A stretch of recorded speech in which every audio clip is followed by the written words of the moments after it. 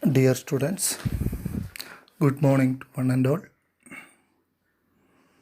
Welcome to our classroom of the subject Cooperative Law.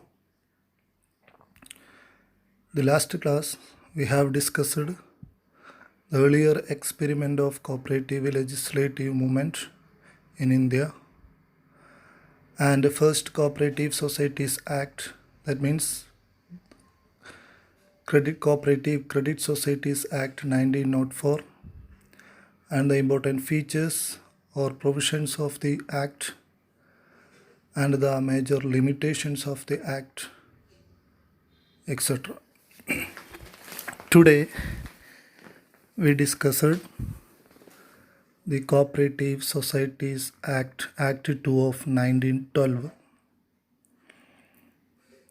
In the last class we discussed the limitations of Cooperative Societies Act 1904, that is, only credit societies are formed in Cooperative Societies Act 1904. There is no provisions of the federal type societies formation, that means cooperative union, central societies, also the non-credit societies. Next, the societies are classified into rural and urban area. It is not unfair and unscientific way. Another one is there is no provision for the distributions of the dividend to the members of the cooperative societies, etc. For overcoming these limitations, the second Cooperative Societies Act 1912 was passed. The basic aim of this act is that the difficulties or the limitations of the 1904 Act to overcome and the upliftment of cooperative movement in India.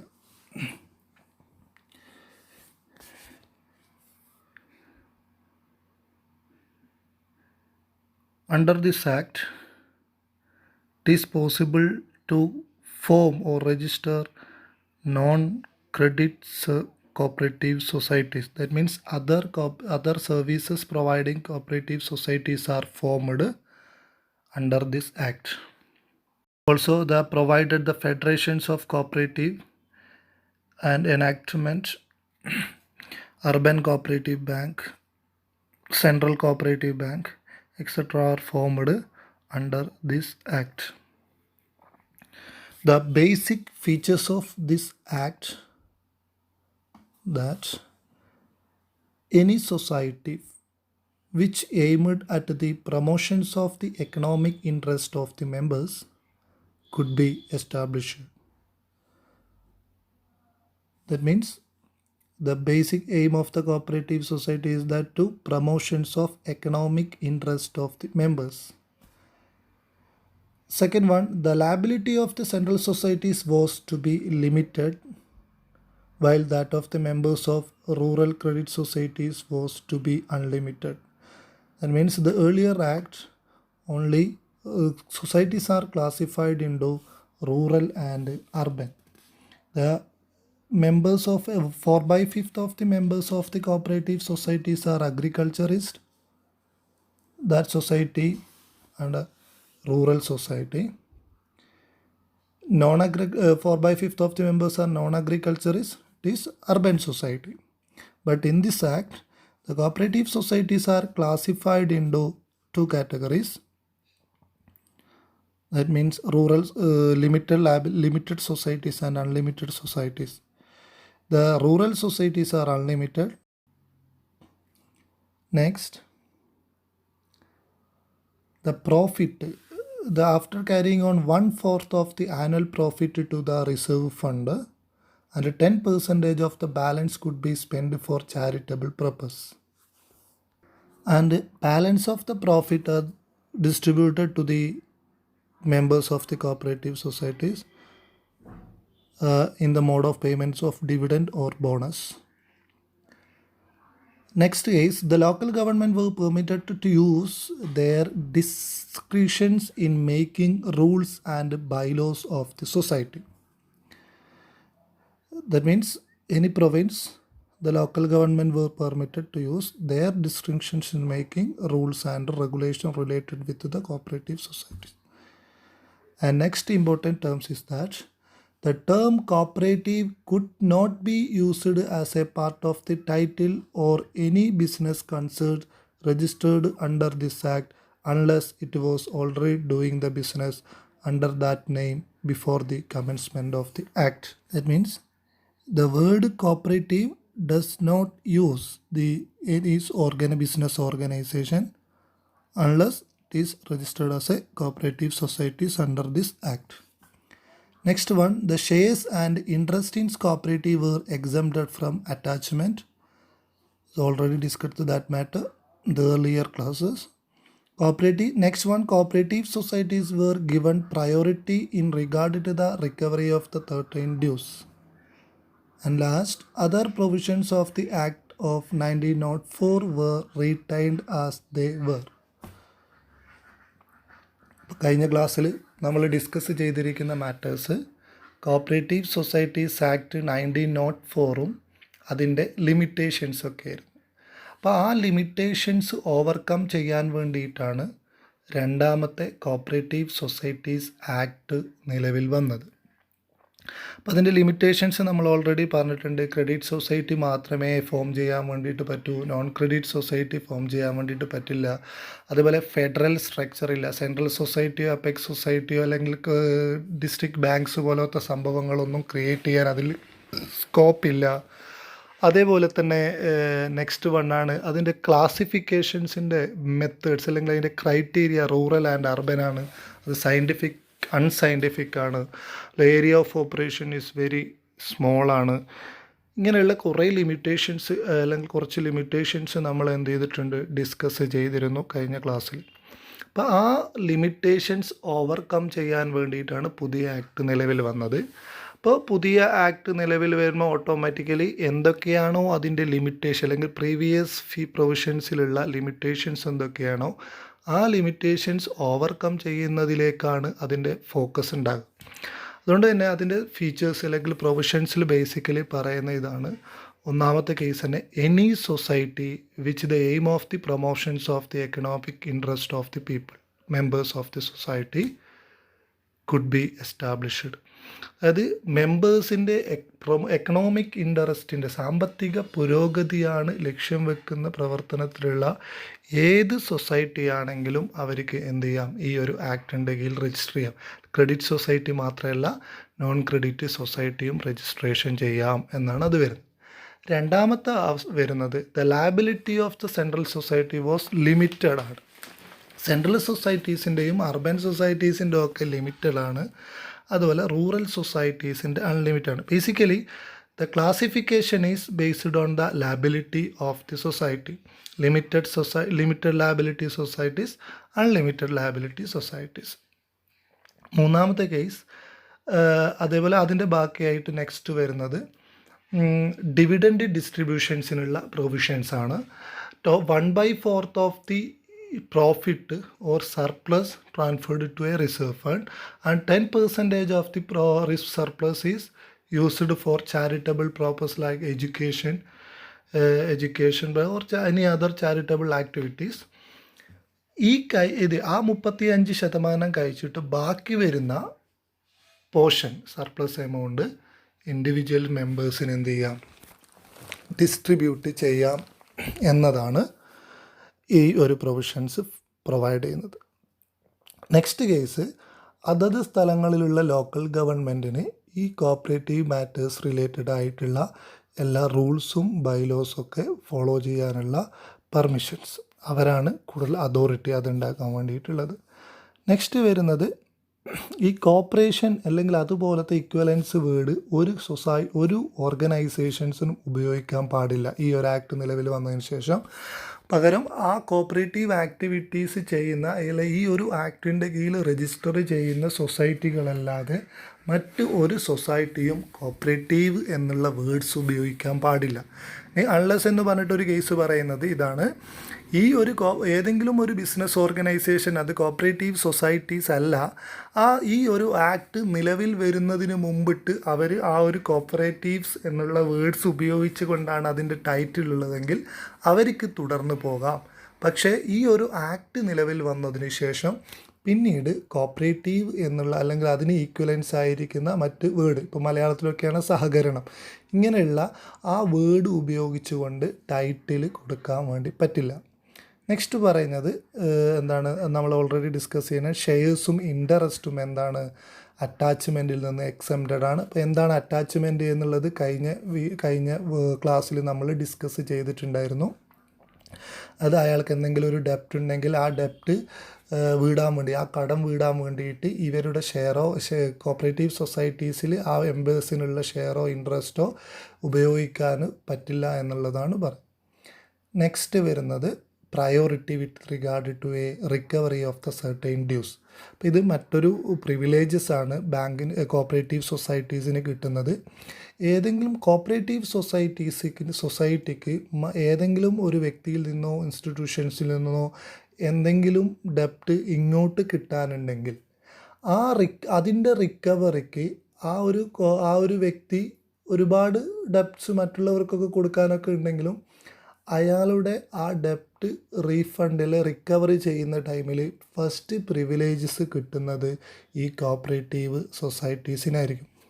കുറച്ചും കൂടി വിശദമായിട്ട് പറഞ്ഞു കഴിഞ്ഞാൽ, ഇപ്പോൾ ഒരു primary cooperative society, ആ primary cooperative സൊസൈറ്റിയിൽ നിന്ന് എക്സ് എന്ന് പറയുന്ന ഒരു വ്യക്തി ലോൺ എടുത്തു. അപ്പോൾ ആ ലോൺ എടുത്തിട്ട് അയാൾക്ക് ലോണ് റീപേയ്മെൻറ്റ് ചെയ്യാൻ വേണ്ടിയിട്ട് പറ്റാത്തൊരു സിറ്റുവേഷൻ വന്നു. അങ്ങനെ ഡെപ്റ്റ് റിക്കവറി പ്രൊസീജിയർ കണ്ടക്ട് ചെയ്യാണ്. പക്ഷേ ഈ എക്സ് എന്ന് പറയുന്ന വ്യക്തിക്ക് മറ്റു പല വ്യക്തികൾക്കും അല്ലെങ്കിൽ മറ്റു സ്ഥാപനങ്ങൾക്കൊക്കെ ഇങ്ങനെ കടം കൊടുക്കാനുണ്ട്. അങ്ങനെ വരുമ്പോൾ അയാൾ ഇൻസോൾവൻ്റ് ആയിട്ടോ അല്ലെങ്കിൽ അയാൾ ഇൻഡെപ്റ്റ്നെസ് ആയിട്ട് അയാളുടെ പ്രോപ്പർട്ടിയോ മറ്റ് കാര്യങ്ങളോ വിട്ടിട്ടൊക്കെ റിക്കവറി ചെയ്യാനുള്ള ഒരു പ്രൊസീജിയർ കണ്ടക്ട് ചെയ്യുകയാണെങ്കിൽ ആ പ്രൊസീജിയേഴ്സിൽ നിന്ന് ആദ്യത്തെ പേയ്മെൻറ്റ്സ് നടക്കുക ഈ കോപ്പറേറ്റീവ് സൊസൈറ്റീസിൻ്റെ ഡെപ്റ്റാണ്. ആ ക്രെഡിറ്റാണ് ആദ്യമായിട്ട് നമ്മൾ പേയ്മെൻറ്റ്. അതാണ് ഫസ്റ്റ് പ്രിവിലേജസ് ആർക്ക് കിട്ടും, ഈ കോപ്പറേറ്റീവ് സൊസൈറ്റിക്കാണ് കിട്ടുക. നെക്സ്റ്റ് വരുന്നത് ലാസ്റ്റ് പറയുന്നത് ബാക്കിയുള്ള ഫസ്റ്റ് ക്രെഡിറ്റ് കോപ്പറേറ്റീവ് സൊസൈറ്റീസ് ആക്ടിൻ്റെ കീഴിലുള്ള എല്ലാ പ്രൊവിഷൻസും, ഈ പറഞ്ഞ ചേഞ്ചസ് അല്ലാത്ത ബാക്കി എല്ലാ പ്രൊവിഷൻസും അതേപോലെ തന്നെ നിലനിർത്തിക്കൊണ്ടാണ് ഈ കോപ്പറേറ്റീവ് സൊസൈറ്റീസ് ആക്ട് നിലവിൽ വന്നത്.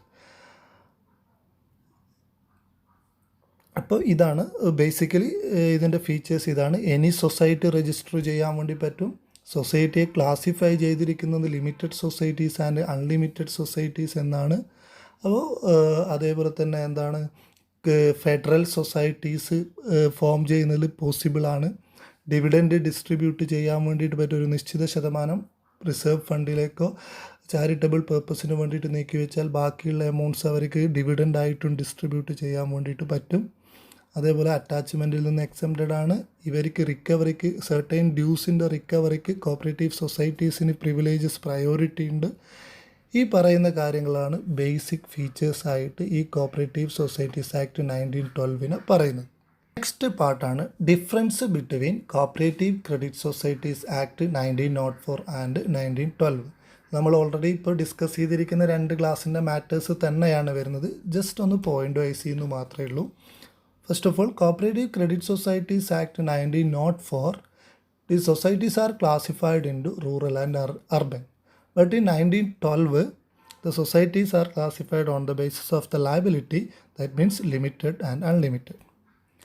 Second difference, cooperative societies into primary credit societies only formed in Cooperative Societies Act 1904.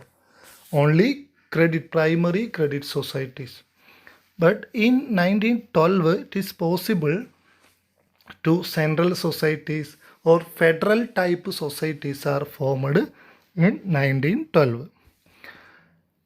Next case, it was silent about the utilizations of profit in 1904 Act, but in 1912 Act, it means suggested 25% of the net surplus must be carried on the reserve fund and 10% is used for the charitable purpose, and other may be distributed to dividend or bonus to the members of the cooperative societies. Next, no provision for the organizations of societies other than credit in 1904, but in 1912 provision for the registrations of non-credit societies.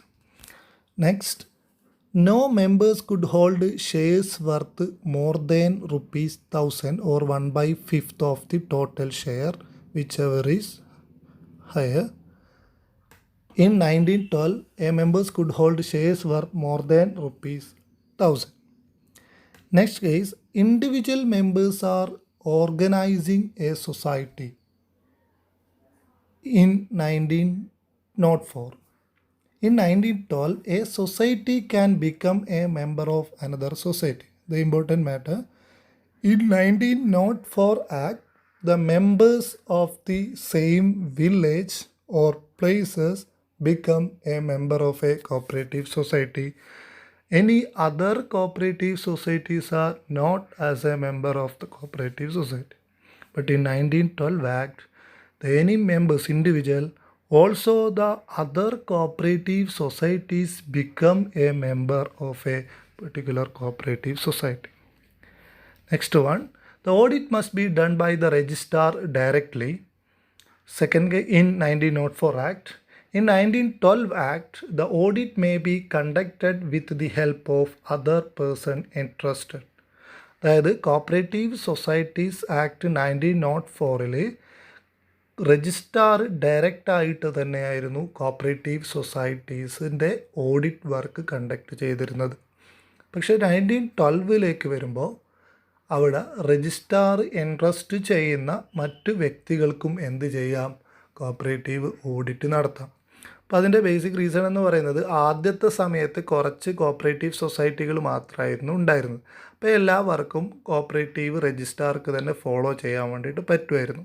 പക്ഷേ 1912 ആകുമ്പോഴേക്ക് അല്ലെങ്കിൽ ഈ ഒരു act നിലവിൽ വരുമ്പോഴേക്ക് ഒരുപാട് cooperative societies വരികയും അപ്പോൾ അവരുടെ ആ വർക്ക് ലോഡ് ഇൻക്രീസ് ചെയ്യുകയും ചെയ്യുമ്പോൾ അവർക്ക് മറ്റുള്ള വ്യക്തികളെ വെച്ചിട്ട് അല്ലെങ്കിൽ മറ്റു പേഴ്സൺസിനെ വെച്ചിട്ട് ഈ കോപ്പറേറ്റീവ് ഓഡിറ്റ് വർക്ക് കണ്ടക്ട് ചെയ്യാനുള്ള ഒരു പവർ, ആ റൈറ്റ്സ് കൊടുക്കുന്നതാണ് ഈ പ്രൊവിഷൻസ് പറയുന്നത്.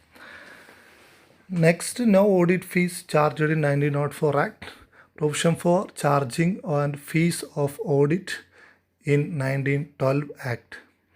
And last, deposit can be received only from the members of the cooperative society, but in 1904 Act. But in 1912 Act, deposit and loan can be received even from non-members. These are the major difference between 1904 Act and 1912 Act.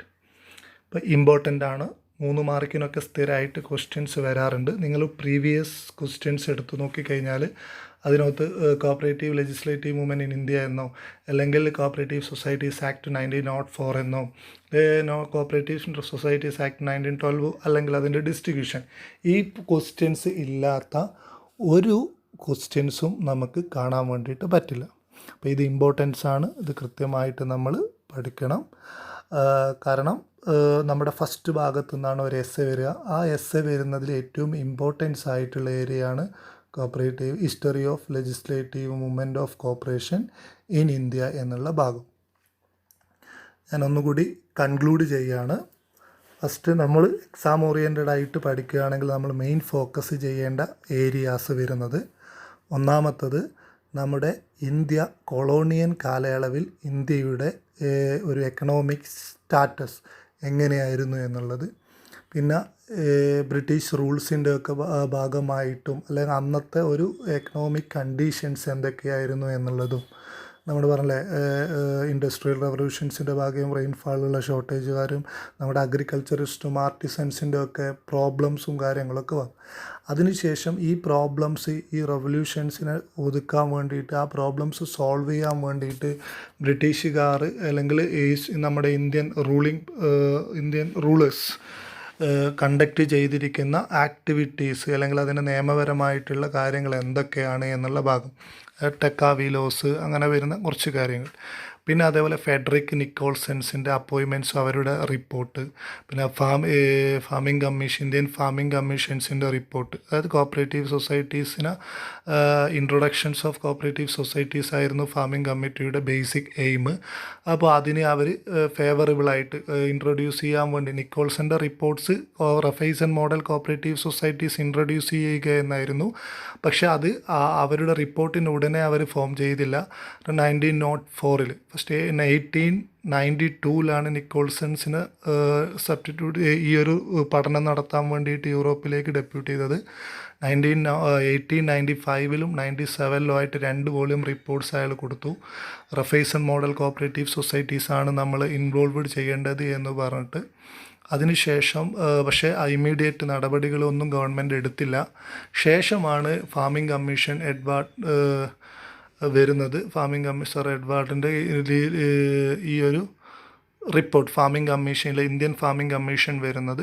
ആ farming കമ്മീഷൻസിൻ്റെ basic aim എന്ന് പറയുന്നത് introductions of cooperative സൊസൈറ്റീസിനെ പറ്റിയിട്ടുള്ള study, അതിൻ്റെ പോസിബിലിറ്റിയെ പറ്റിയിട്ട് report ചെയ്യായിരുന്നു. അവർ ഫേവറബിളായിട്ട് government report ചെയ്തപ്പോൾ ആദ്യമായിട്ട് first cooperative societies act, അതായത് credit cooperative societies act in India 1904 എന്ത് ചെയ്തു, ഇൻട്രൊഡ്യൂസ് ചെയ്തു. ഓർമ്മയ്ക്ക് മാർച്ച് ഡേറ്റ് പറഞ്ഞിട്ടുണ്ടായിരുന്നു. ആ ഒരു ഡേറ്റിലാണ് നമ്മൾ എന്ത് ചെയ്യുന്നത്, ഈ ഒരു കോപ്പറേറ്റീവ് സൊസൈറ്റീസ് ആക്ട് നിലവിൽ വരുന്നത്. അപ്പോൾ ആ ഡേറ്റൊക്കെ ചിലപ്പോൾ എന്ത് ചെയ്യാറുണ്ട്, മാർക്കിനൊക്കെ ചോദിക്കാറുണ്ട്. അപ്പോൾ ആ ഡേറ്റൊക്കെ കൃത്യമായിട്ട് ഓർമ്മിച്ച് വെക്കുക. നെക്സ്റ്റ് വരുന്നതാണ് അതിൻ്റെ ഫീച്ചേഴ്സ്, അതിൻ്റെ ബേസിക് എയിം എന്താണ്, അതിൻ്റെ ബേസിക് സാലിയൻറ്റ് ഫീച്ചേഴ്സ് എന്തൊക്കെ, അല്ലെങ്കിൽ പ്രൊവിഷൻസ് എന്തൊക്കെയാണെന്നുള്ള കാര്യങ്ങളാണ് ഇമ്പോർട്ടൻ്റ് ആയിട്ട്. എത്ര മെമ്പേഴ്സ് വേണം, എങ്ങനെയാണ് അതിൻ്റെ പ്രൊസീജിയർ എന്നൊക്കെ പറഞ്ഞിട്ടുണ്ടായിരുന്നു. അതിനുശേഷം അതിൻ്റെ ലിമിറ്റേഷൻസ് എന്തൊക്കെയായിരുന്നു, അതിൻ്റെ ലിമിറ്റേഷൻസ് എന്നുള്ളത്, ആ ലിമിറ്റേഷൻസ് ഓവർകം ചെയ്യാൻ വേണ്ടിയിട്ട് 1912 ആക്ട് നിലവിൽ വന്നത്, പിന്നെ 1912 ആക്ടിൻ്റെ ഫീച്ചേഴ്സ്, പിന്നെ 1904 ആക്ടിൻ്റെയും 1912 ആക്ടിൻ്റെയും ഡിസ്ട്രിബ്യൂഷൻ. ഇത്രയും കാര്യങ്ങളാണ് നമ്മൾ ഡിസ്കസ് ചെയ്തത്. ഇപ്പോൾ ഇമ്പോർട്ടൻ്റ് ഏരിയയാണ്, എക്സാമിന് കൃത്യമായിട്ട് ഫോക്കസ് ചെയ്യാൻ, അല്ലെങ്കിൽ ക്വസ്റ്റ്യൻ എന്തായാലും ഒരു 100% നമുക്ക് ക്വസ്റ്റ്യൻ പ്രതീക്ഷിക്കാൻ പറ്റുന്ന ഏരിയയാണ്. ഇതുവരെ കഴിഞ്ഞ പ്രീവിയസ് എക്സാമിലൊക്കെ ഈ ബേസിക് ആയിട്ടുള്ള ഈ മേഖല, അല്ലെങ്കിൽ history of cooperative legislation in India ഒരുപാട് തവണ എല്ലാവരും നിങ്ങൾ പ്രീവിയസ് ക്വസ്റ്റ്യൻ എടുത്താൽ നിങ്ങൾക്ക് കാണാൻ വേണ്ടിയിട്ട് പറ്റും. ഓക്കെ, മനസ്സിലായിട്ടുണ്ടാകുമെന്ന് കരുതുന്നു.